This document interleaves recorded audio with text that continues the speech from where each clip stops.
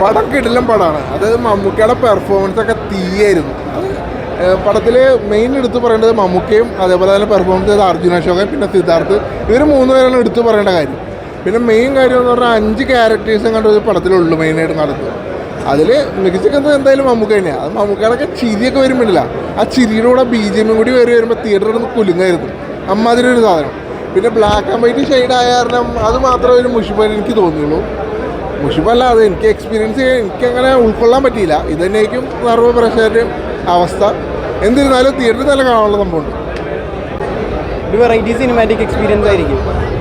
Black and വൈറ്റിൽ എടുത്തതാണ് നന്നായിരിക്കണം, കാരണം അത് ഈ പടം ആ ഒരു രീതിയിൽ തന്നെ കാണേണ്ടതാണ്. മമ്മൂക്കാൻ്റെ അഭിനയത്തെ പറ്റി പറയാനാണെങ്കിൽ ഓരോ വ്യക്തിയുടെ ചവിക്കണമെങ്കിൽ വരെ പുള്ളിക്കാരൻ ജീവിക്കണമായിരുന്നു.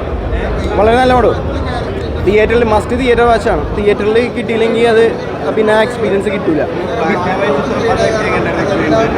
ബ്ലാക്ക് ആൻഡ് വൈറ്റിൽ ഈ പടം ഈ ഗ്രേഡിൽ വെച്ചാൽ കളർ ഗ്രേഡ് ഈ ബ്ലാക്ക് ആൻഡ് വൈറ്റിൽ തന്നെ കണ്ടില്ലെങ്കിൽ അത് കിട്ടൂല, നമുക്ക് കറക്റ്റായിട്ട് കിട്ടൂല. വർക്കൗട്ടായി. സൂപ്പർ തിയേറ്റർ എക്സ്പീരിയൻസാണ്. ഹൊറർ എന്ന് പറഞ്ഞാൽ ആ ഒരു ഹൊറർ മൂഡല്ല, പേടിക്കാനുള്ള അങ്ങനെ ഒരു ഇതല്ല.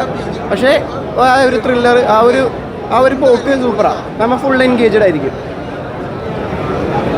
നമ്മളിപ്പോൾ ഒരു സിനിമ എന്ന് പറയുന്നത് മമ്മൂട്ടിയുടെ വേഷപ്പാർച്ചിൽ എല്ലാ കാലത്തും ചർച്ച ചെയ്യപ്പെടുന്നതാണ്. മമ്മൂട്ടി ഇനി 400-ലധികം സിനിമകളിൽ ചെയ്ത മമ്മൂട്ടിയുടെ ഇനി പുതിയ എന്ത് വേഷപ്പാർച്ചയാണ് നമ്മൾ കാണാൻ പോകുന്നത്. പക്ഷേ ഈ ഒരു സിനിമയിലൂടെ നമ്മൾ കണ്ടിരിക്കുന്നത് മമ്മൂട്ടിയുടെ കൂടെ തന്നെയുള്ള അർജുൻ അശോകൻ അല്ലെങ്കിൽ സിദ്ധാർത്ഥ് ഭരതൻ, ഇവരുടെ ഒരു വേഷപ്പാർച്ച കൂടിയാണ്. നമ്മൾ ഇതുവരെ കാണാത്ത രീതിയിലുള്ള ഒരു അർജുൻ അശോകനെയും സിദ്ധാർത്ഥ് ഭരതയും. ഒന്നാമത് ആ കാലഘട്ടം സെറ്റ് ചെയ്തിരിക്കുന്നത് 18ാം നൂറ്റാണ്ടിലാണ്. അതിന് സംവിധായകൻ പറഞ്ഞ പോലെ അതിന് നമുക്ക് ഈ കളറിൽ മാത്രമേ അത് വിഷ്വലൈസ് ചെയ്യാൻ പറ്റുള്ളൂ. അതിനോടൊപ്പം തന്നെ ദൃശ്യഭംഗി എന്നത് കളറിൽ മാത്രമല്ല, ഒരു ബ്ലാക്ക് ആൻഡ് വൈറ്റ് അല്ലെങ്കിൽ ഒരു മോണോക്രോമിൽ മഴ പെയ്യുന്നത് നിങ്ങൾ കണ്ടിട്ടില്ലെങ്കിൽ അത് നിങ്ങൾ ഇതുവരെയുള്ള ഒരു ബെസ്റ്റ് മഴയുടെ ഒരു അനുഭവം നിങ്ങൾ കണ്ടിട്ടുണ്ടാവില്ല. കാരണം ഈ സിനിമയിൽ മഴ പെയ്യുന്ന രീതി, കാടിൻ്റെ ഭംഗി അല്ലെങ്കിൽ വെള്ളച്ചാട്ടത്തിൻ്റെ ഭംഗി, ഇതൊക്കെ ഈ മോണോക്രോമിൽ കാണുക, ഈ ഒരു സൗണ്ട് ഡിസൈനിൽ കാണുക, നല്ല സ്ക്രീനിൽ നല്ല സൗണ്ട് ഡിസൈനിൽ ഒരു വാച്ച് ചെയ്യേണ്ട ഒരു സിനിമയാണ്. ഇത് ഒരിക്കലും ഒരു OTTയിൽ നിങ്ങൾക്ക് വർക്കാവില്ല. പക്ഷേ ഈ ഒരു സിനിമ പറയുന്ന ആ ഒരു കാലഘട്ടമാണെങ്കിൽ അങ്ങനത്തെ ഒരു ലാഗോ ഒന്നും ഫീൽ ചെയ്യുന്നില്ല. കാരണം ഈ പടത്തിന് ഒരു ഭീതി ജനിപ്പിക്കുന്ന രീതിയാണ്. കാരണം രാഹുൽ സദാശിവനായതുകൊണ്ട് അതിൽ സസ്പെൻസ് ഒന്നുമില്ല. കാരണം ഒരു ഭീതി പെടുത്തുന്ന ഒരു ഹൊറർ രീതിയിലുള്ള ഒരു ത്രില്ലർ തന്നെയാണ്. പക്ഷെ നമ്മൾ ഇതുവരെ കണ്ട രീതിയിലല്ല.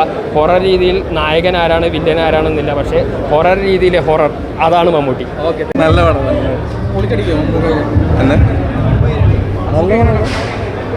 നല്ല പടം, ആക്ച്വലി നല്ല പടം. ഒരു വെറൈറ്റി എക്സ്പീരിയൻസാണ് മൊത്തത്തിൽ. നല്ല പടം.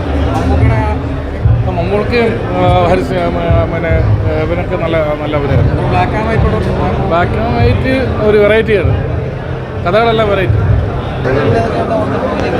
പടം നല്ലതാണ്, ടെക്നിക്കലി ബ്രില്യൻ്റ് ആണ്. സംവിധായകൻ്റെ കഴിഞ്ഞ പടമായിട്ട് നമുക്ക് ഒരിക്കലും കമ്പയർ ചെയ്യാൻ പറ്റില്ല. ഹൊറല്ല, ഇത് സർവൈവൽ ത്രില്ലർ ജോണറിൽ പെട്ടതാണ്. പിന്നെ മമ്മൂക്കയുടെ പെർഫോമൻസ് എടുത്ത് പറഞ്ഞാണ് ഈ ഒരു പ്രായത്തിലും പുള്ളിയുടെ അഭിനയത്തിനോടുള്ളൊരു ആക്രാന്തം നമുക്ക് ഈ സിനിമയിൽ കാണാൻ പറ്റും. അത്ര നന്നായിട്ട് പുള്ളി ചെയ്തിട്ടുണ്ട്. പിന്നെ അർജുൻ അശോകൻ, സിദ്ധാർത്ഥ് ഭരതൻ, ഒരു 5 പേരുള്ള പടത്തിൽ മൊത്തത്തിൽ ബ്ലാക്ക് ആൻഡ് വൈറ്റ് ആണ്. എല്ലാവർക്കും വളരെ ഇഷ്ടപ്പെടുന്ന ജോണറല്ല, പക്ഷേ ടെക്നിക്കലി നല്ല ബ്രില്യൻ്റ് ആണ്. മമ്മൂട്ടിയുടെ പെർഫോമൻസിന് വേണ്ടി മാത്രം കാണാം. കൂടുതൽ വീഡിയോസിനായി B4 Place ഫോളോ ചെയ്യൂ, സബ്സ്ക്രൈബ് ചെയ്യൂ.